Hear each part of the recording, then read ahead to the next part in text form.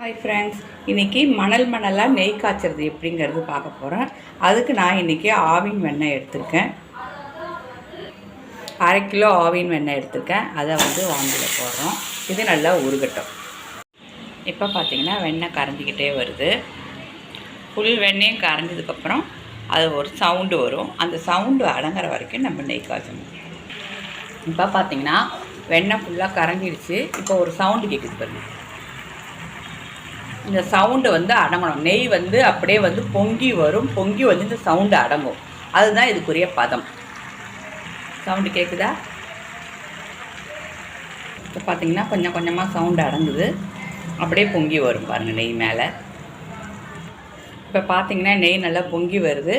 இப்போ அடுப்பை சின்னதாக்கிடலாம். இப்போ இன்னொரு பதம் அப்படின்னு பார்த்தீங்கன்னா, இது எல்லோ கலரில் இருந்தது இல்லையா? இப்படி எடுத்துகிட்டு லைட்டாக வாயால் ஊதி பார்த்தீங்கன்னா இந்த கலர் உங்களுக்கு லைட் மைல்டாக மாறி இருக்கும். அதுதான் இதோட இன்னொரு பதம்.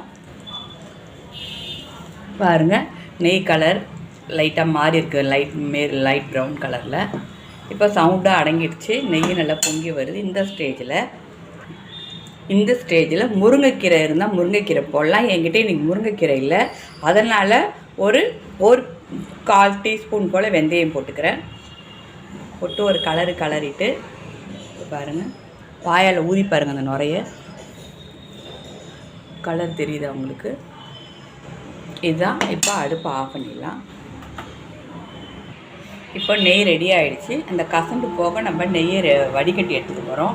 நெய் பாத்திரத்தில் வடிகட்டி வச்சுருக்கோம். நெய்யை இதில் ஊற்றி வடிகட்டுறோம். அந்த வெந்தயம் அந்த கசண்டில் அதில் தங்கிடும்.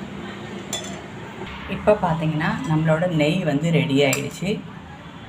இப்போது இந்த பாத்திரத்துலேயும் கரண்டிலையும் நெய் ஒட்டிகிட்டு இருக்கு இல்லையா?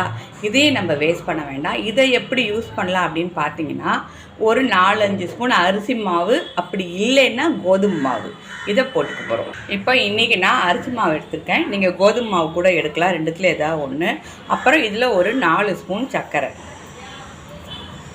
இப்போது இதை நல்ல நெய் வானிலில் பரட்டினீங்கன்னா நல்ல ஒரு ஹெல்த்தியான குழந்தைங்களுக்கு ஒரு நாளைக்கு ஸ்நாக்ஸ் ரெடி ஆகிடும். இதை அப்படியே நல்லா பரட்டி குழந்தைங்களுக்கு கொடுத்தீங்கன்னா நல்லா ஹெல்த்தியாக இருக்கும்.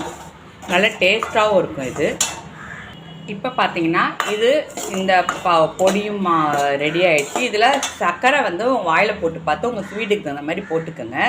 இது ரொம்ப ஹெல்த்தி. பசங்களுக்கு கப்பில் போட்டு கொடுத்தீங்கன்னா நல்லா சாப்பிடுவாங்க. கண்டிப்பாக அதை ட்ரை பண்ணி பார்த்துட்டு உங்கள் கமெண்ட் சொல்லுங்கள். தேங்க்யூ.